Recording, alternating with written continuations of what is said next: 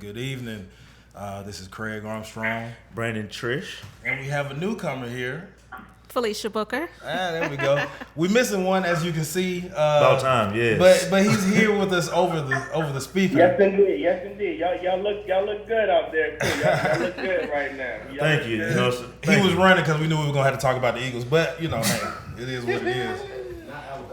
It's great tonight to have a special guest in the building rocking with us. Miss Felisha Booker is doing some major things as far as the app world is concerned, combining technology and hip hop, and you're doing something where the influencers are allowed to influence the culture that's going on. Talk to us about the app that you have. Okay, so the name of the app is called Hearbk, and it's basically an app that allows anyone who creates music to find listeners and pay and request feedback on their tracks.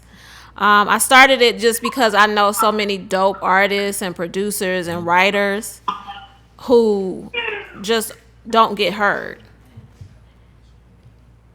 How did the journey begin here in Atlanta? Are you a native of Atlanta, or how did you actually get here to Atlanta?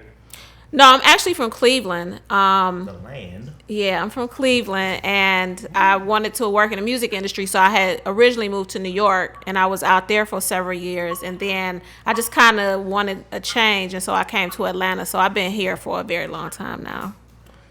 We see the app world growing, we see the tech world growing, but it's not something where we see a lot of African Americans at the forefront. Was it a challenge for you to get into the tech world, or have there been any challenges since entering into the tech world? Yeah, I mean, it's definitely a challenge, especially as a non-technical founder. That's something when I meet people and tell them that I have an app, the first thing they want to know is, who's your CTO? Mm-hmm. And I'm like, well, I don't have one yet, but I'm still making it happen. So they still kind of look at that. And then women specifically are underfunded in the tech space and in the startup world. So, for example, I'm raising my first round of funding right now. The average black woman raises $32,000. The average white person, man or woman, raises $1.2 million. Good. That's a hell of a drop. That's a hell of a discrepancy. Yeah, it's a problem for real. A huge one. So what's kind of? Go ahead, T. No, go ahead, B. I was gonna say, so with your app, what would be like the pros and cons of an artist, putting their music on your app? It's definitely not a con because you have to get heard. Mm-hmm. You know what I mean? The pro is you can search for the type of person that you want. Like, you can search for all the DJs in Atlanta. You can search for men, women between the ages of 18 to 22 that like Kehlani.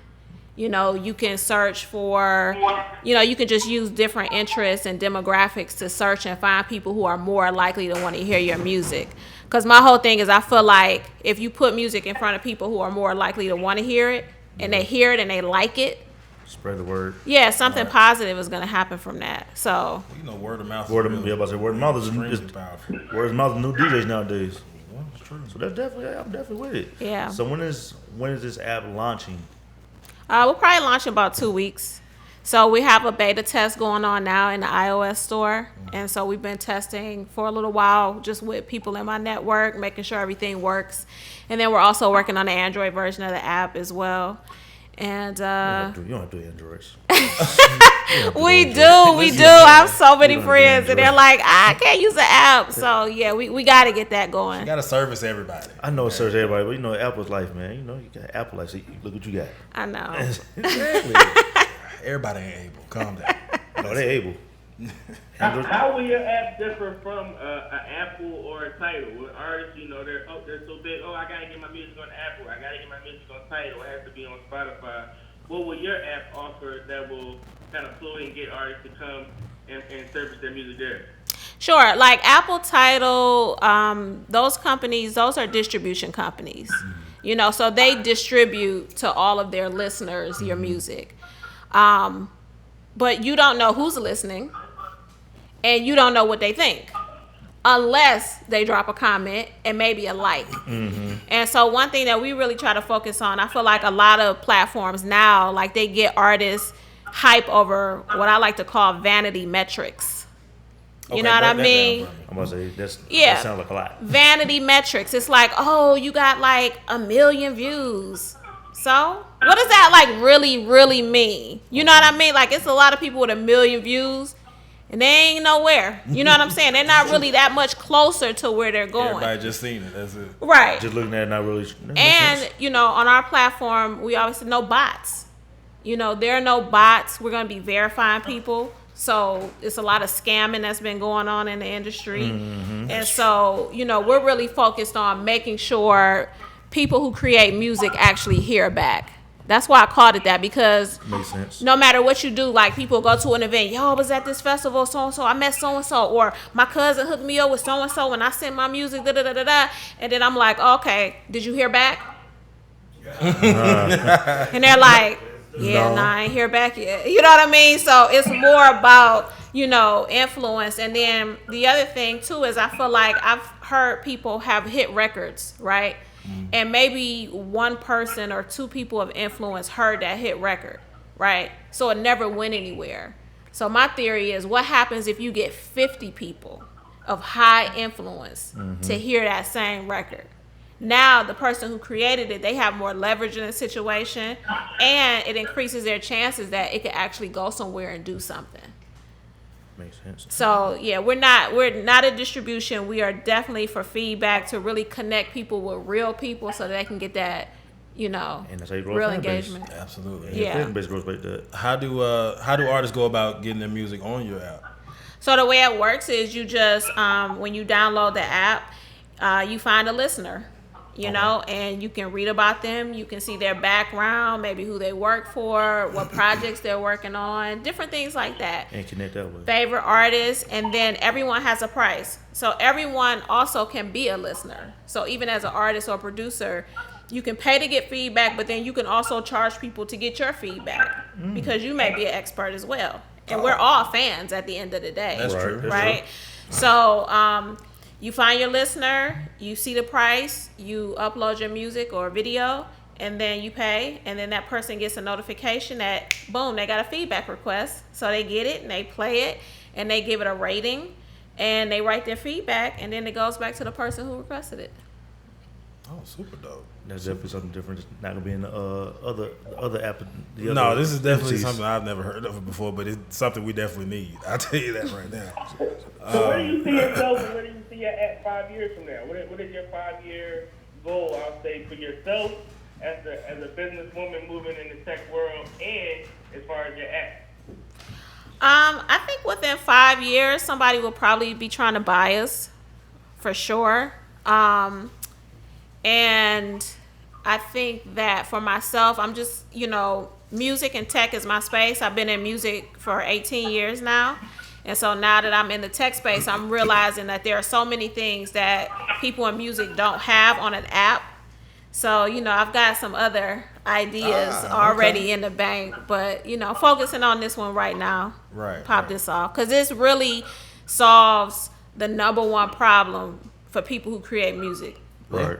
You know, like, you know, I've educated people, I've done conferences, events, like all kind of things. And yeah, people want to learn, but they really want somebody to say something about their music. Right. You know what I'm saying? Right. And so like what I always tell people is 3 things that creators want. That's to make music, it's to play music, and that's for somebody to say something. Mm-hmm. So, you know, we just decided to jump in right at the top there and solve the biggest problem. Be the middleman, basically. We're eliminating the middleman, right? Like when you look at it now, it's a lot of people that, you know, function as middlemen. You know, respect is some good ones out there, some bad ones out there. But we are in an age where we have technology and we need to connect the global music industry and make everybody reachable and make everybody verifiable, you know. So that's part of our mission. So now, like, who are some of the artists that you're listening to? Who am I listening to? A lot of the typical, like I'm a SZA fan, obviously Meg, Ross. What have I been listening to? I've been listening to everything new that's been dropping lately. So the Baby got an album coming out Friday. Tomorrow. The Baby. Yeah. Yeah. So we need to get him on the. You need to get him on the app. So if he watching this, you need to get him on the on this app right here. So I mean, it's so many rappers in Atlanta. This is the perfect app for them. You want to get your music heard, this is the way to do it, right? So, are you familiar with the Spotify app? I am. Is it sort of like that, or is it different? It's different because if my memory serves me correctly, that app lets you pay for someone to broadcast them spinning your record, right? So with ours, if that happens, it's going to be natural and organic, not because somebody was forced to do it. Because the reality is, Pay me, I gotta play it. you know, we're not going to force somebody to put something on a playlist and all. Like, that's part of why the industry's crazy now and it's hard for people to break through. You know what I mean? So I feel like those things will naturally happen. Like, people will naturally get discovered. People will naturally get on playlists. People will naturally get that extra exposure by coming through our app. And not a forced situation. Makes sense. What advice would you give out to up and coming entrepreneurs, also African American females who are looking to get into the music industry and the tech industry? What advice would you give them, and what were some things you did to kind of conquer any challenges that came your way? I think the first piece of advice I would give to music entrepreneurs, especially on the business side, and some of my friends some of the artists that I know, they get mad when I say this, but I feel like if you're working in the music business, the best thing that you can do is build something scalable versus managing one person or two people or different things like that. Because the reality is, if you manage one person, right? Like, I had a friend, he was managing this rapper for the longest, spent all this money, and then one day the guy's like, you know what? I'm going to do Christian hip hop. Right? It was like the polar opposite of what he had did and all the money that they spent and like just all the efforts, right? 360. You know what I'm saying? And so my homeboy that was managing him was like, yo, like, I've spent all this time, effort, and energy. So my point is, when you only manage a person, anything can happen. Somebody could have a baby. Somebody could get depressed. Like, they could switch directions. So I tell people, even if you manage somebody, like, that's cool. Like, people need good managers, but we need more people of color building apps and platforms that will power thousands and millions of people who create. Because when you look at it, all the platforms now only really cater to viral sensations. That's true. You know what I mean? Like, look at all the different levels of hip hop. It's a lot of dope MCs. They're not going on Instagram like that. You know, they might not feel like tweeting. Like, that might not be their MO. You know what I'm saying? But it's like, if those are the only platforms available, Then you gotta go that route. then it makes it hard. Like, I have another homeboy, super dope. He raps, he writes. He's kind of like a comedian. He does a lot of stuff. He called me one day. He was like, yo, I'm about to send you this video. So he sent me this video. He's got lipstick on and a wig. And I'm like, yo, what's going on? He's trying to follow the trend. And he was like, yo, I'm about to blow up on TikTok. And I was like, wait a minute. He's like, I'm about to blow up on TikTok. I said, wait a minute. Okay. So this isn't the art you choose to make. I said, also the platform is now dictating what you create, because this is the only way you feel like you can break. You know what I mean? So when I like see situations like that, I'm always trying to encourage people, like, more people, even if you don't have a tech background. Like, I look at my company like we're a music company powered by tech.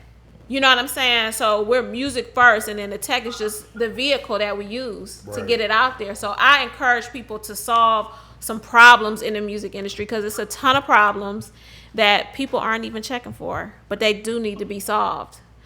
And your second part of the question was, how did I overcome challenges? I would say most recently, when I decided to get into this space, I went through an incubator at Georgia Tech. And we have an amazing incubator. I mean, and it's basically free. And when I went through this program, like, they teach you how to build scalable businesses. You know, they kind of give you the format, and then every week you go in, you present in front of the class. Everybody's doing this. A bunch of people with all kind of ideas, like dope stuff. And at the end, I felt like I went to Harvard. I was like, oh my God, I can't even believe this is available for free in Atlanta. You know what I mean? So I think never stop learning. Like I always tell people, like keep learning. I don't care like how long you've been around or you know what you're doing. Like it's the world moves so fast and there's so much stuff going on that if you're not making an effort to like be ahead of the curve, you definitely gonna be behind it. You're gonna get lost. Yeah. Then don't get lost in sauce. Very well said. Very, very well said. If I'm an up-and-coming artist and artist peer or curator who wants to get in contact with you, how can I get in contact with you? And let us know about the website and as well as how they can follow you via social media. Yep. So on all social, we're Hearbk app, which is HearbkApp. Our website is just hearbk.com, HearbK, and on social media, I'm Go Felisha Go. Well, Felisha, you are doing something very, very, very, very dope for the music industry, and I commend you and tip my hat to you for that. We thank you very much for your time and coming out and sharing with our listeners exactly what you are doing. We're going to also be funneling some of the things you're doing to our listeners over time. And I think it's very, very dope. It's very, very dope, and we respect what you got going on here. One more time, let our audience know where they can check you out via social media. Thank you so much. You can follow us at Hearbk app, and you can follow me at Go Felisha Go. We got a whole lot more show coming here on these every time on Live Hip-Hop Daily present Sideline Stories. Being Craig, we got Week 4 coming up in the NFL. We'll discuss that. Cam Newton and Saquon Barkley out for some time. We'll discuss that as well. Is Jim Harbaugh's time up at Michigan? It may be. Stay tuned. We'll be right back. We're going to take a brief break, and we're going to hit you with some sports.